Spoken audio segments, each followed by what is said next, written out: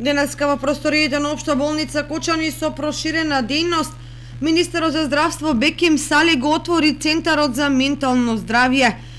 На свеченоста по повод отворањето на центарот присуствува и раководителката на канцеларијата на Светската здравствена организација во Скопје, Ане Јоханенсен, и представници од ресорното министерство, како и вработени во Кочанската болница. Од Општа болница со проширена дејност информираа дека за потребите на центарот комплетно е реновиран и адаптиран поранешен објект кој што не беше во функција, за што се инвестирани 15.000 евра. Во центарот стручно ќе работат 2 психијатри, 1 психолог и 3 медицински сестри. Овој центар во Кочанската болница ќе работи 24 часа на ден, 7 дена неделно, за да им се обезбеди на граѓаните постојана грижа и поддршка за менталното здравје, вклучително и здравствени услуги во кризни ситуации.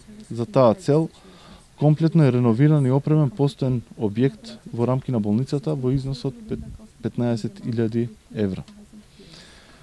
Овој центар е соодветно екипиран со стручни лица, и тоа 2 психијатри, 1 психолог, 3 медицински сестри, а во предстојниот период е планирано дополнително зајакнување со 2 психијатри, 2 психолози, социјален работник, 5 медицински сестри, како и 2 болничари. Пациентите кои имаат потреба од здравствени услуги во центарот ќе бидат упатувани со закажување преку мој термин. Како што веќе ме информираше директорот, планирано е центарот да обслужува од 5 до 6.000 пациенти на годишно ниво, амбулантски пациенти.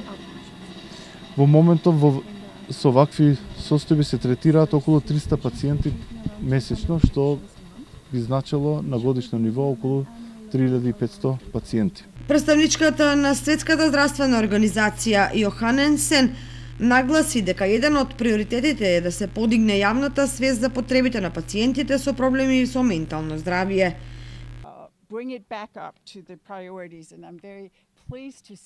Ние правевме обиди уште од почетокот на милениумот, не само тука, туку насекаде низ светот, да се реорганизира здравствената стратегија, и дури нашиот регионален директор уште пред отпочнувањето на ковид пандемијата како приоритет го постави менталното здравје на луѓето. Меѓутоа, откако се случи пандемијата и тука и секаде, тоа малку беше ставено настрана како приоритет, бидејќи некои други работи беа во фокус, но сметам дека сега е правиот момент да се префокусираме и да го гледаме менталното здравје како приоритет, бидејќи навистина е важно. Наредниот период се планира кадровско зајакнување со уште 2 психијатри, 2 психолози, социјален работник, 5 медицински сестри и 2 болничари.